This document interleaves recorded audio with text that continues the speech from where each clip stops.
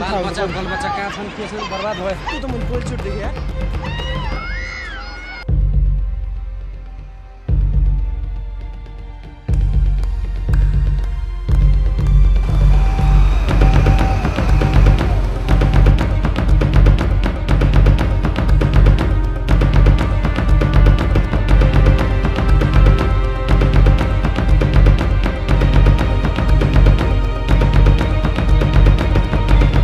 जुन बेलामा तपाईँ पुरिराख्नु भएको थियो त्यो बेला तपाईँको छोरी पनि पुरिरहेको थियो हजुर भित्रै हो सँगै त्यो भूकम्प जानुभन्दा अलि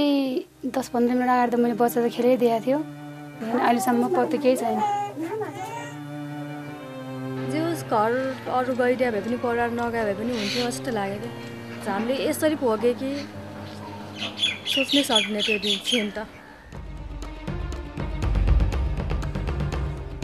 So the earthquake took place on a Saturday, and already on Sunday, we were sitting with the Ministry of Federal Affairs and Local Development in Singapore on the grass, not in the building, for aftershocks,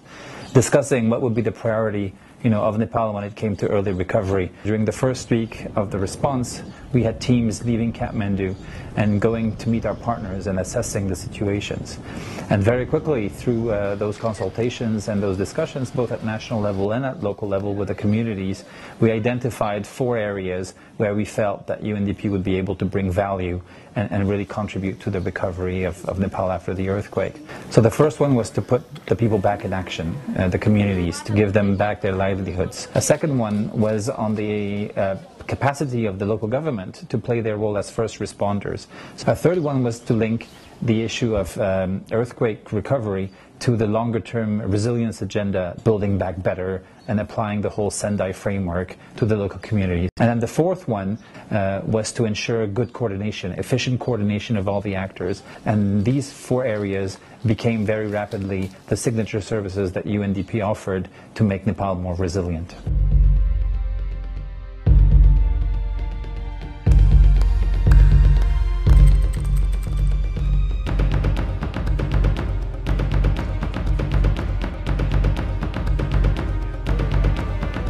हामी घर भत्काएर हामी बनाउन आएर त्यही 2-4 पैसा पाइरहेछ हामी त्यसै बालबच्चा पालेर यस्तो खुसी धेरै खुसी लाग्छ सर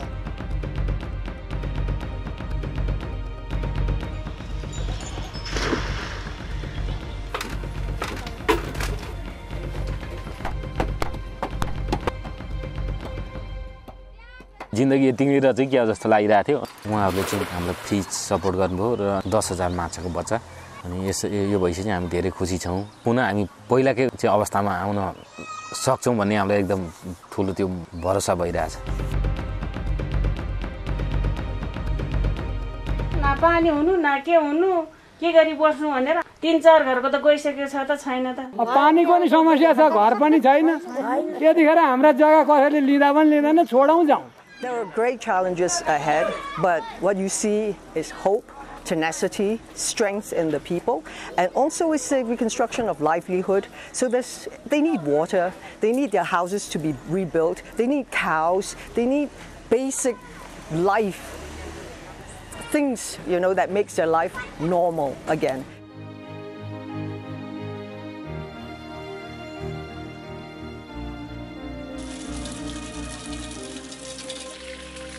पहिला जति धारा पानी आउँदा धेरै खुसी लाग्यो सर यस्तो पानी यसरी आउँछ भन्ने मनसंख्यामै थिएन अहिले यसरी पानी आयो खान पाइयो भनेर धेरै खुसी भयो सर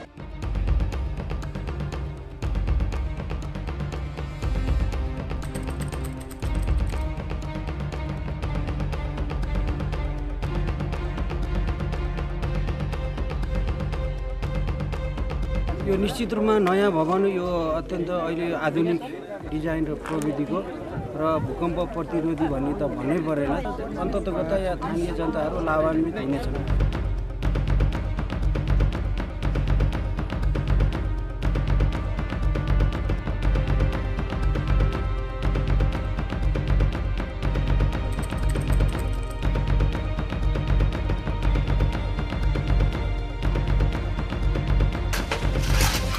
पाँच दिने तालिम दिए हो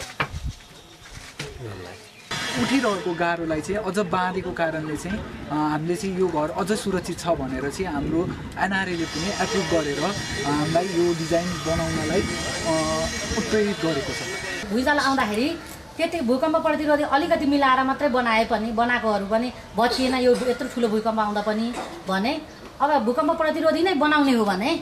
जस्तो ट्रेनिङमा हामीले सिकेका छौँ त्यो पुरा बनाउने हो भने 9 रिक्टर स्केलको भूकम्प आए पनि बचिँदैन र।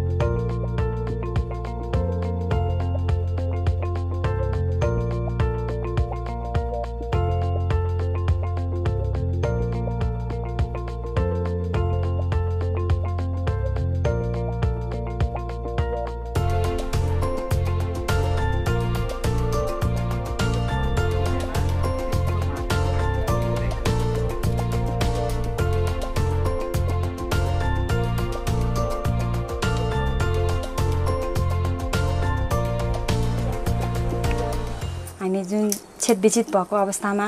उहाँहरूको सहयोगमा हामीले यति गर्न सक्यौँ त्यसै हामीले एकदम धेरै खुसी छौँ।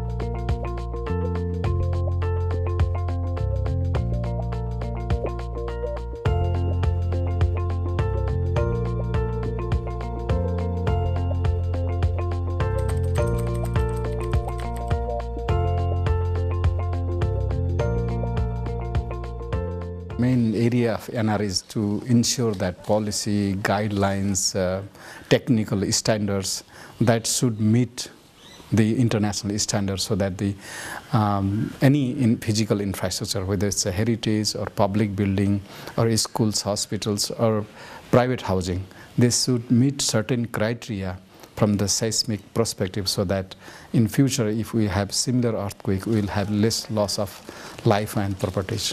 UNDP is the best organization who can support us in building the capacity of the institutions, sectors and society so that we can build our infrastructure in that manner so that we will be better prepared for future disaster.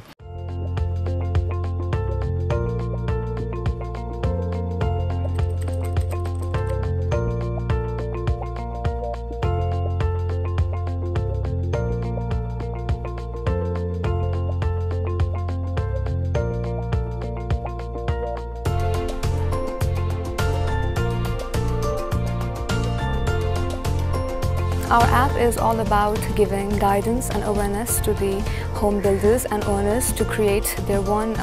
earthquake or disaster resistant houses.